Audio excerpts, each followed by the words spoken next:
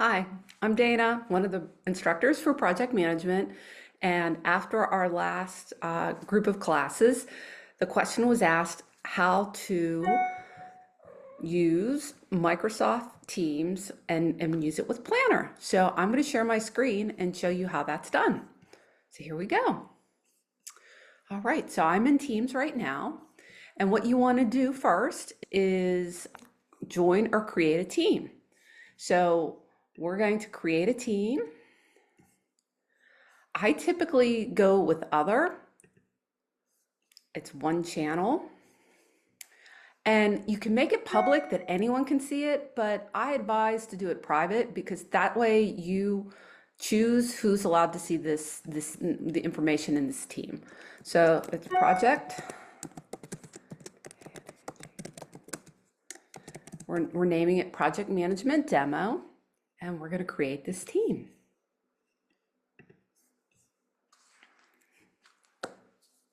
So while we're waiting for it to create, the next question that they're going to ask us is, who do we want to add to this team? And this could be in the members of the study team. It could be between you and your principal investigator if you're solely doing project management. It can be anyone that you want to invite.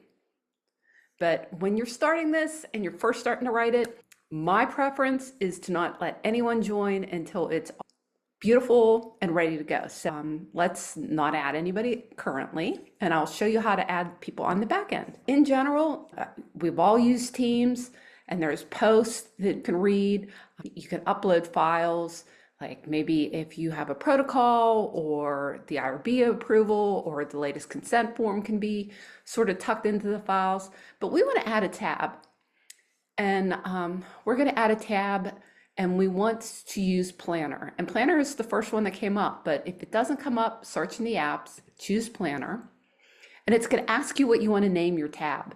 Now, I mean, you could do things like, study startup, or you can just do it by study, or, anything you want, you can make a tab for that you want to track. But I'm going to think about this like maybe I was in orthopedics and I have a couple of studies that I'm trying to manage to keep them on track. So we'll start with saying we have an ankle study, and we're going to save this.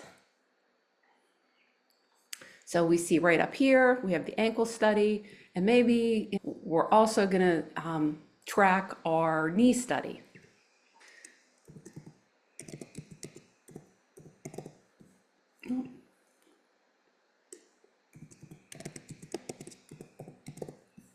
All right.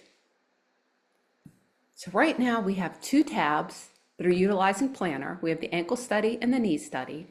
And this is really great because when we talk about that Kanban board, this is how we can build one here within Teams so that we can track everything. So right now they give us one column, which is to do, or one bucket. We want to add another bucket that says in progress. I want to say that you can name them anything that you want because it's very important to tailor this to your project and how you work and how you communicate with your team so that it's easily understood. So I have 3 columns under the ankle study: to do, in progress, and completed. Now, the next thing we're going to do is add tasks. So we want to write the protocol. And maybe the protocol, we want to start it today, and we want to add this task, and we want to set a due date. We want to finish it by the 31st. So that's our first task. And the second task may be that you want to meet with imaging so that you can discuss what radiology, what x-rays or CT scans are needed for the study, and determine how you're going to schedule that so that everything is set up and in place. And maybe, we don't need to start that yet. We're going to wait maybe until June to have this meeting with imaging. Add another task. Maybe we're working on the budget, and we want to set a due date that you want to have this together by the 31st. And what's nice is you can always assign someone. So it only has me and it will only have you until you add people into this folder. But this is how you would assign. So maybe I'm assigning the budget to myself. And maybe we're going to add another task of, submit to PitPro. And if you work in the lab and maybe you submit to an IACook, you would maybe put that down. Submit to PitPro. Oh. So I did not add the task for budget.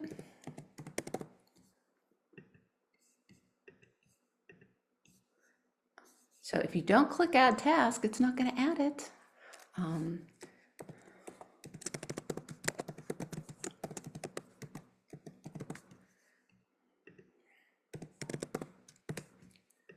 we had set a due date of, let's say June 16th, that we want to do that. So we have to write the protocol, submit to PitPro, the budget, a meeting with imaging, and maybe, we're thinking ahead that we are going to start recruitment and we're going to add this task, but we're not going to put a due date quite yet because we're waiting on that. But maybe we want to go back to submit to PitPro and we want to say, okay, our protocol should be written by the 31st. So we're going to start the submission the 1st, and we're hoping this is accomplished and we can get the submission done within a month's time. And again, from this screen, you can also assign who you want to be in charge of this. Right now, it's not started, it's a medium priority. You can prioritize it to something that's urgent, important, or low. Let's just say that this is low priority right now because we're just starting out with this. So we're going to close this window and maybe writing the protocol. And this is a more important thing that we want to accomplish. So we're going to label that as important. We can also we can also label them in different colors. Like if something is behind or something is on schedule, like, we're doing the budget and, we're on schedule. So we can say that it's in green. There's a lot of neat little add-ins that you can do when you're putting this together. So let's say that, okay, we have the protocol, it's in progress, and we move this to it's in progress. And so now in the in progress column, you have write the protocol. And we did work really hard and we got this budget together. It's in progress. It's not finalized because we're still looking at the protocol, but we have the budget in progress. Now, another neat thing that you can see is if you go to schedule, you can see that write the protocol is on the schedule, and you have the budget on the schedule here, submit to PitPro on the schedule. So that's sort of neat to see. We also have, this is the board, and there's some charts. So we have 5 tasks that we entered. So we're still working on them. We still have 3 that are not started, but 2 are in progress. We can look at who's assigned to different things, the priority of where these tasks are. And let's go back to our board. So now we've written the protocol. So we can just check this off and it is completed. We're doing really good. Budget looks great. We move the IRB from to do to in progress, and somebody's working on it. And we want to look at that, and maybe, whoever's assigned to me, because that's the only person. So maybe in the notes, when you are working with a team, somebody could say protocol or, submission.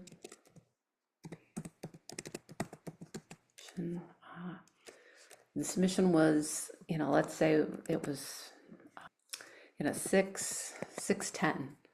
It was submitted. It's submitted.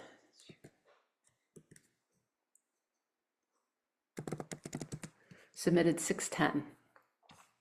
And we have a little note there so that we know where it is, so that if we go and we click onto this, we know that it was submitted 6:10, and maybe we receive comments, because very little of us get through the IRB without any comments. Comments 6:20, and we're working on responding to those. Our meeting with imaging, we have that scheduled, so we're going to move it to in progress and say this meeting with imaging scheduled, and maybe do a start date, or maybe we could just do a due date that, you know, we scheduled it, it's on the 20th, so we have that together. And we know that we have a meeting with imaging, and as we move through this, our PIT Pro submission, this task has been completed. We met with imaging, so that task is completed, which is nice, so that we got great things done. We look at the schedule, we're on schedule, and things are moving smoothly. We go back to the board, and now we're at recruitment, and it's time to move this to in progress. So when this is in progress, one of the nice things is everybody that's assigned to this, they can go in here and they can look at it. And I think a good way, and a way that I like to track recruitment, is in the notes, and we could say like n equals 20, we screened equals C3, well, equals 43, we consented, for, oh gosh, for the 3-week visit. We had maybe 3 of those go through, and maybe we have a 3-month, and right now nobody's gone through that, and then maybe completed. But you can put down all the different steps of your study so that anybody that comes and clicks into this can see exactly where you're at with recruitment and how well it's going. So as you go back in, just to show you, everything in this, the notes section is doing good. You can type a comment.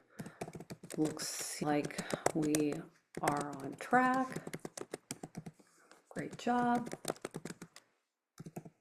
And anybody that goes in here or part of this team will get this message that recruitment's on track, and there's a great job. Another way to do this, if you're thinking about how to design your buckets, is, let's say with the needs study, we have to do, and then we could have a bucket that's 25% complete, another bucket that's 50% complete,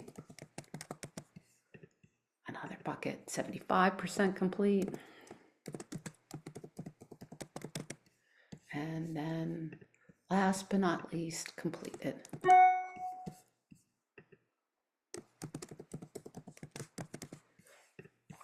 And this might be a better way for some teams, if you have milestones, to track it that way. You add your task of what you're programming, or what part of